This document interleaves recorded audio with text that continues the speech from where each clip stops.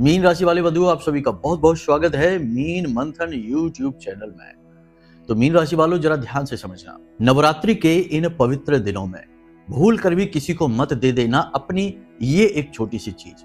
इस चीज को आप जैसे ही किसी और को दे देंगे, प्रयोग के लिए दे दिया या यूं ही दान में दे दिया, किसी भी प्रकार से दे दिया, तो आप न केवल देवी की कृपा अपने जीवन में जो आ रही है उसे किसी और के जीवन में भेज देंगे, बल्कि अपनी कुंडली के सबसे महत्वपूर्ण भाव यानी द्वितीय भाव को भी नकारात्मक बना बैठेंगे। द्वितीय भाव को कुंडली की तिजोरी कहा जाता है, क्योंकि आप कहीं से भी धन कमा कर लाइए, आपका धन आपकी कुंडली के दूसरे भाव में दिखाई देता है। तो आज के इस विशेष कार्यक्रम में हम आपको न केवल यह बताएंगे कि आप कैसे जानबूझकर अपनी कुंडली के दूसरे भाव को दूषित कर देते हैं अपनी गलतियों पर ध्यान न देकर। इसी के साथ साथ हम आपको यह भी बताएंगे कि कौन से वो ऐसे कार्य हैं जिन्हें करने से आपकी कुंडली का दूसरा भाव एक्टिव हो जाएगा, धन भाव अति सक्रिय हो जाएगा और खुद अपनी तरफ धन को आकर्षित करेगा एक चुंबक की तरह। और जब द्वितीय भाव में धन आकर्षित होगा तो आपके घर में, क्योंकि वही आपका परिवार है, वही आपका घर है, तो आपके घर में धन लक्ष्मी का आगमन हो जाएगा। और जब धन लक्ष्मी घर में आएगी तो सबके चेहरे पर मुस्कुराहट होगी, आपके जीवन में खुशियां होंगी और आपके जीवन से दुख दूर हो जाएंगे। बंधुओं, याद रखना कि हमारे शास्त्रों में कहा गया है कि जीवन के 4 प्रमुख आधार हैं: अर्थ, धर्म, काम और मोक्ष। इसी के लिए इंसान इस धरती पर आता है। इसमें सबसे पहले अर्थ है, फिर धर्म है। पहले धन कमाइए। संसार में आए हैं तो संसार को सुचारू रूप से संचालित करने के लिए धन कमाइए, इसीलिए अर्थ पहले है।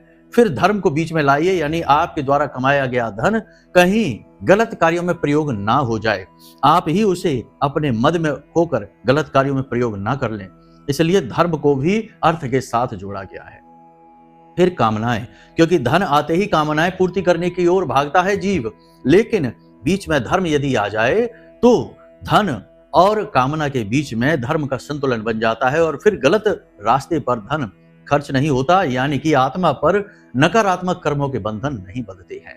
और उसके बाद होता है मोक्ष, यानी जीवन का आधार धन से ही शुरू होता है, क्योंकि यह संपूर्ण संसार धन से संचालित होता है। हो सकता है कि हमारी बातों से कुछ लोग सहमत ना हो, क्योंकि अल्प ज्ञानियों से बहस कौन करे। इसलिए अगर आप सहमत हैं तो अच्छी बात है, नहीं सहमत है तो कोई बात नहीं है। थोड़ा और जीवन के बारे में गहराई से विचार करिए, अपने जीवन की मूल समस्याओं के बारे में विचार करिए। केंद्र में धन ही है जिसकी वजह से आपके जीवन में समस्याओं की शुरुआत हुई है।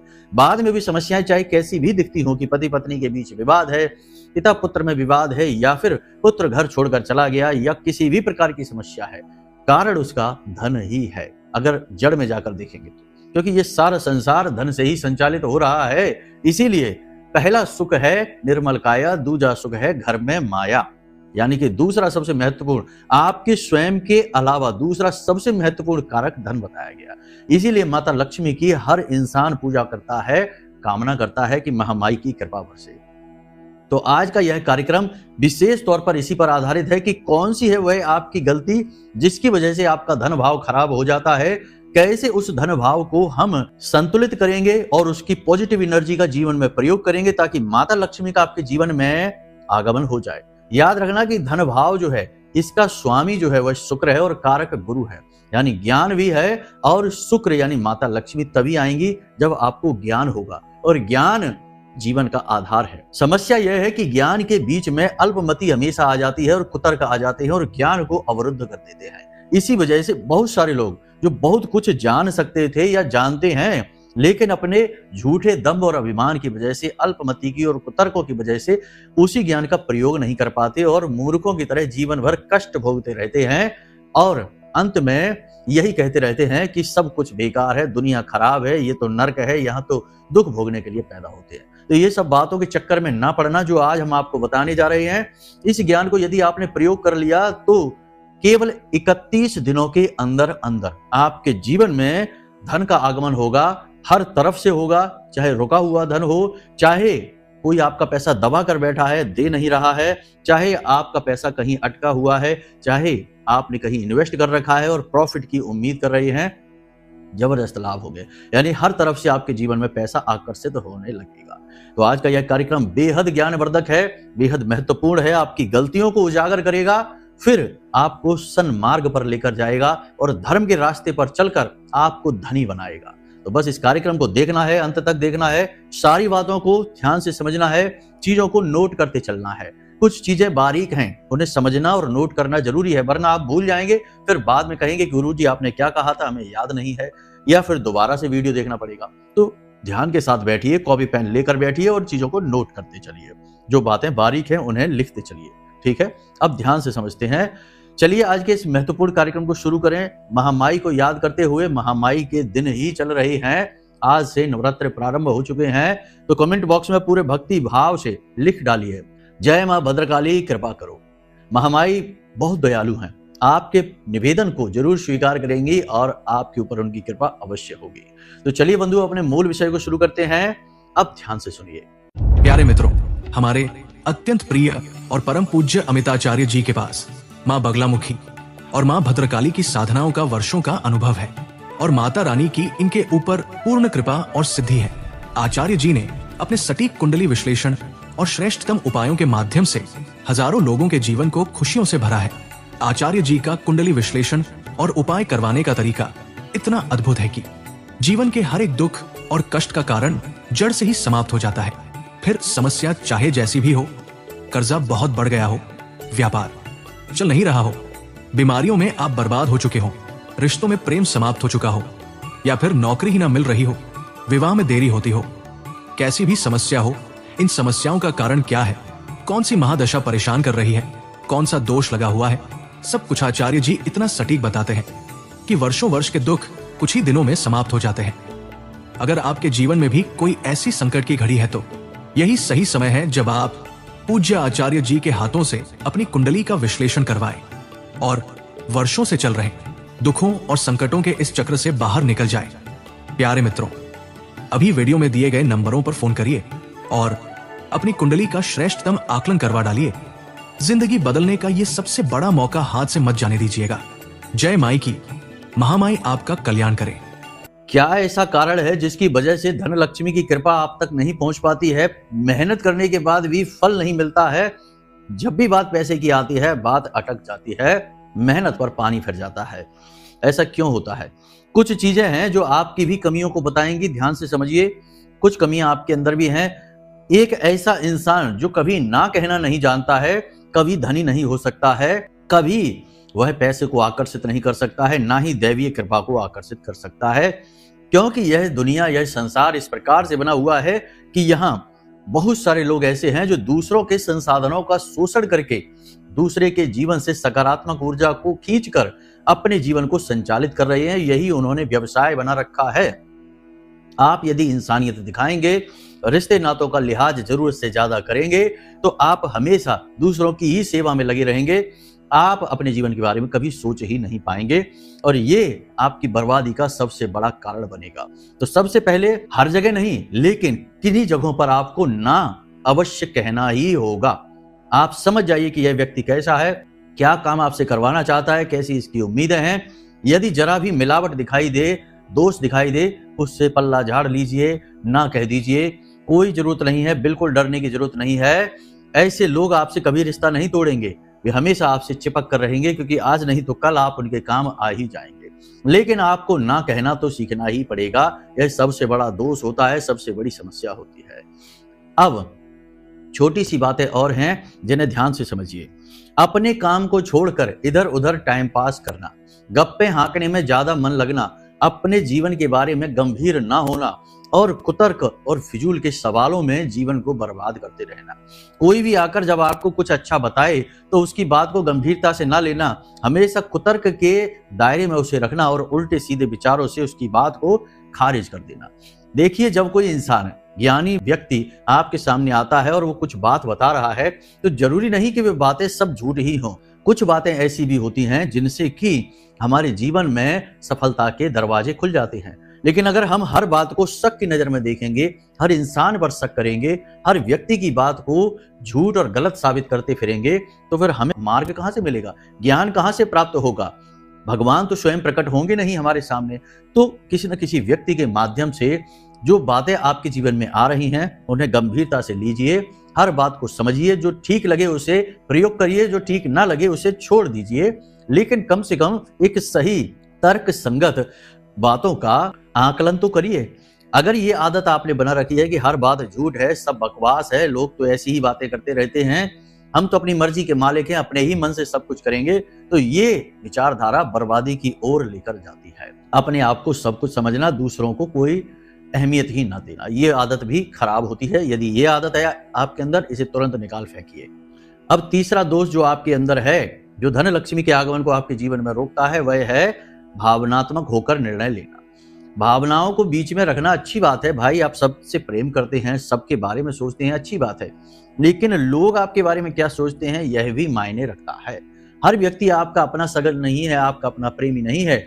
आपके आसपास जितने भी लोग हैं उन्हीं में आपके बहुत बड़े विरोधी, शत्रु भी छुपे हुए हैं, और कुछ तो इस हद तक आपसे नफरत करते हैं कि आपके ऊपर क्रियाएं भी करा देते हैं, आपके रास्ते में जानबूझकर रुकावटें उत्पन्न करते हैं, रोड़े अटकाते हैं, लेकिन ऊपर ऊपर से वे आपके हमदर्द बनने की दिखावा करते हैं, कोशिश करते हैं।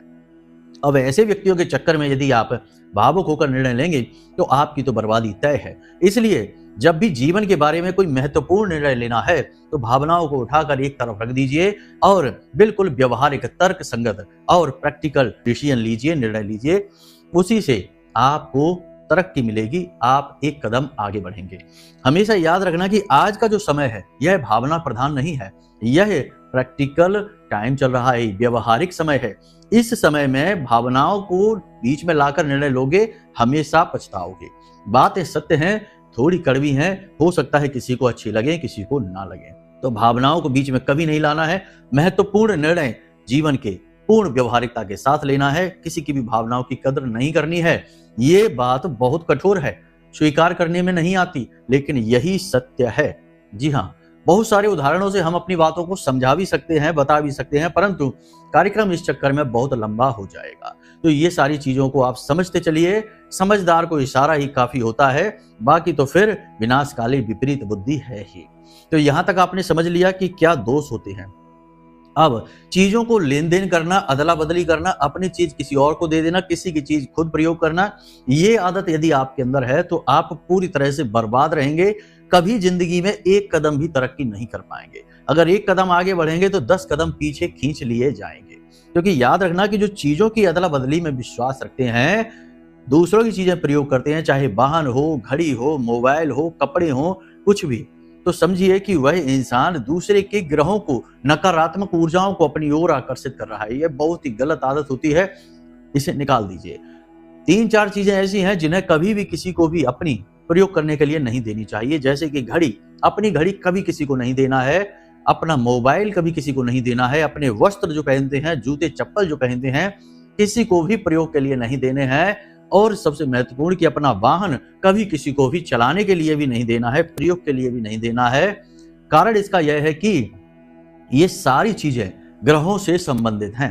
किसी का संबंध राहु से है, किसी का संबंध शुक्र से है, किसी का संबंध शनि से है और किसी का संबंध शुक्र से है। अब ये सारी जो ग्रह हैं इतने शक्तिशाली हैं कि ये इंसान के जीवन को पूरी तरह से बदलने का दम रखते हैं। याद रखना कि ग्रह माला में जो देव ग्रह हैं वे आपको खुशी दे सकते हैं, आनंद दे सकते हैं, संतुष्टि दे सकते हैं, ज्ञान दे सकते हैं, लेकिन धन दौलत, अपार धन दौलत, अपार कामयाबी ये ग्रह नहीं दे सकते। जैसे सूर्य है, चंद्रमा है, गुरु है, बुध है, ये ग्रह देव ग्रह हैं। ये ग्रह आपको तरक्की, जीवन में चमत्कारी तरक्की नहीं दे सकते, अपार धन दौलत, अपार कामयाबी नहीं दे सकते।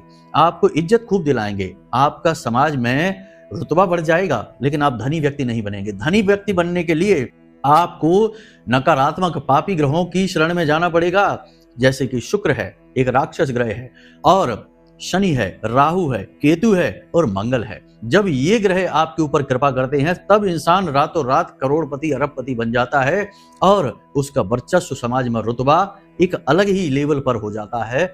लोग जब वो आता है समाज में कहीं बैठने के लिए तो कुर्सियां छोड़ देते हैं। तो आपको इन ग्रहों से जुड़ी चीजें कभी किसी को भी नहीं देनी है, खास तौर से अपनी घड़ी, क्योंकि घड़ी का सीधा संबंध राहु से हो जाता है। तो इन बातों का ध्यान रखिए। हम देखते हैं कि अक्सर आपकी राशि के जातकों के अंदर ये दोष पाया जाता है कि चीजों की अदला बदली करते रहते हैं।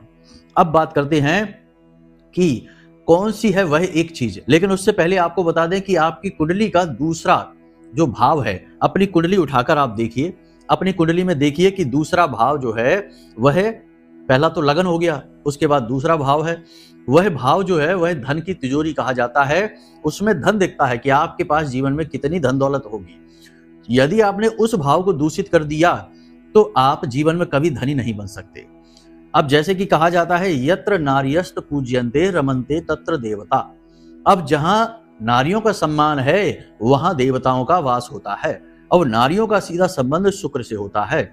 और आपकी कुंडली का दूसरा भाव जो है, उसका भाव का स्वामी जो है वही शुक्र ही है, कारक ग्रह गुरु है। अब गुरु क्या है? ज्ञान है और आपसी पारिवारिक मेल है, खास तौर से पति पत्नी के बीच आपसी प्रेम को दिखाता है। और शुक्र एक स्त्री तत्व को दिखाता है, दाम्पत्य सुख को दिखाता है।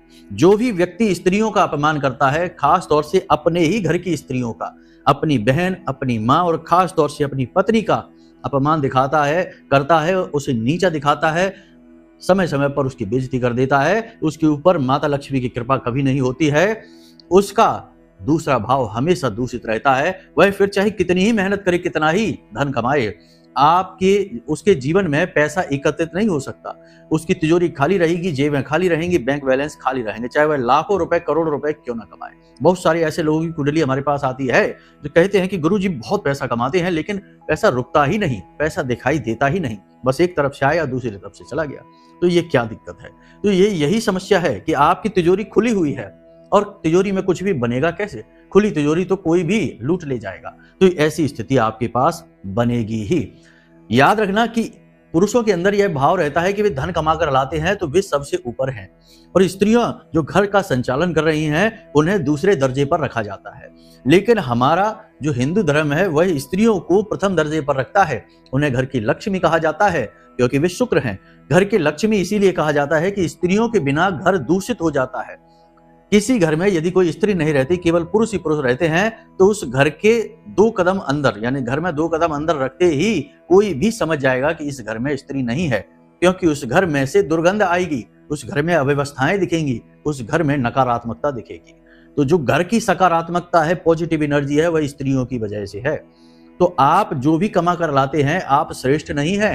जितने श्रेष्ठ आप हैं उतने ही श्रेष्ठ आपकी स्त्री है, आपकी पत्नी है, या कोई भी आपकी माँ है, बहन है, कोई भी। सबसे ज्यादा महत्वपूर्ण तो पत्नी को ही माना जाएगा, क्योंकि 7 जन्मों का बंधन होता है और यहीं पर मान अपमान की घटना अधिक देखने को मिलती है। तो पहला अपने मन में ये याद रखिए, धर्म बनाइए अपना, मन में विचार रखिए अपने कि अपनी स्त्री का, अपनी पत्नी का भूल कर भी अपमान नहीं करेंगे। यदि अपमान हो भी गया भूल से, किसी बात की वजह से, परिस्थिति बस, तो बाद में क्षमा याचना जरूर करेंगे। याद रखना कि वह अपने आप में एक स्वतंत्र जीव है, वह आपके रिश्ते से जरूर बंधी है, लेकिन आपकी गुलाम नहीं है, तो उससे क्षमा याचना जरूर करनी है। यदि आप इस भाव को उत्पन्न करेंगे, आपके जीवन में पैसा रुकना शुरू हो जाएगा, आपका द्वितीय भाव जो है वह सक्रिय होना शुरू हो जाएगा। इसी के साथ साथ अब छोटी छोटी बातें हैं, इन्हें ध्यान से समझिए, इससे आपका दूसरा भाव पॉजिटिव एनर्जी से भर जाएगा। क्या करना है? दूसरे भाव यानी शुक्र, यानी कि आपकी पत्नी या आपके घर में कोई भी स्त्री है, मान लो आपका विवाह नहीं हुआ है, तो आपकी माँ, आपकी बहन, कोई भी स्त्री, शुक्र जो है वह स्त्री ग्रह कहा जाता है, तो कोई भी स्त्री। अब आपको क्या करना है कि गुरुवार के दिन, क्योंकि इसका कारक ग्रह गुरु है, तो गुरुवार के दिन स्त्री को जो है कुछ भी पीले रंग की मिठाई लाकर दीजिए खाने के लिए।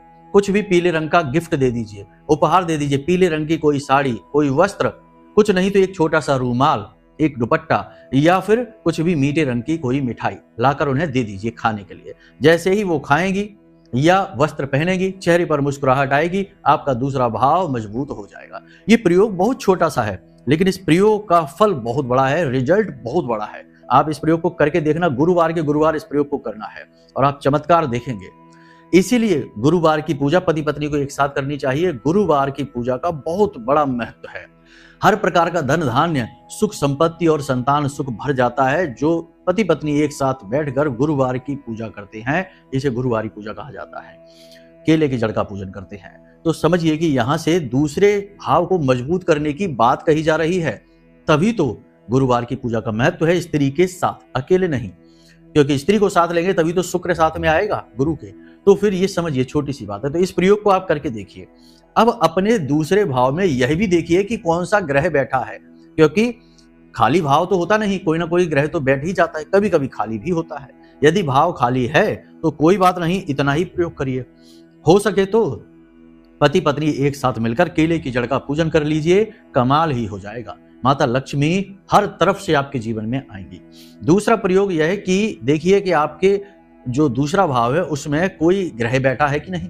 यदि कोई पापी ग्रह बैठा है, जैसे शनि है, जैसे राहु है, केतु है, या फिर स्वयं शुक्र ही बैठा है, कोई भी ग्रह बैठा है, तो आपको उस ग्रह से जुड़ी हुई चीज भूल कर भी किसी को नहीं देनी है।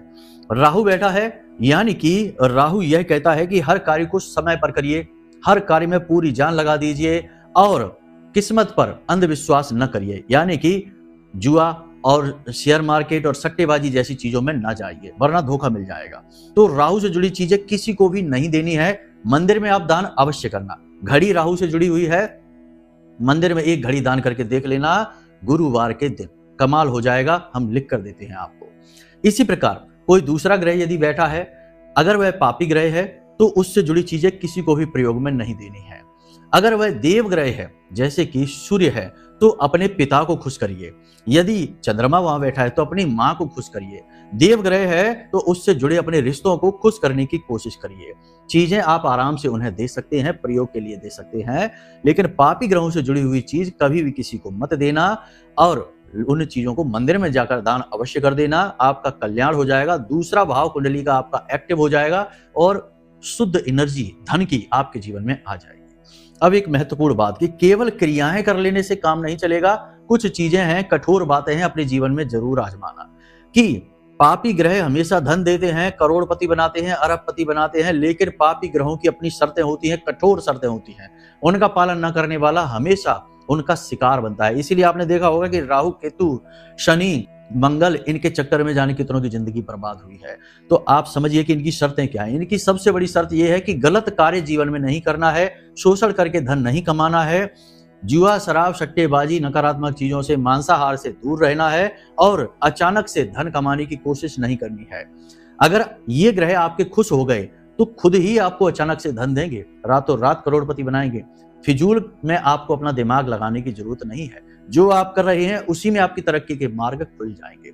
ये छोटी छोटी सी बातें हैं, इनका जो ख्याल रखता है उस इंसान का उद्धार निश्चित होता है, उसका दूसरा भाव एक्टिव हो जाता है, माता रानी की उसके ऊपर विशेष कृपा होती है।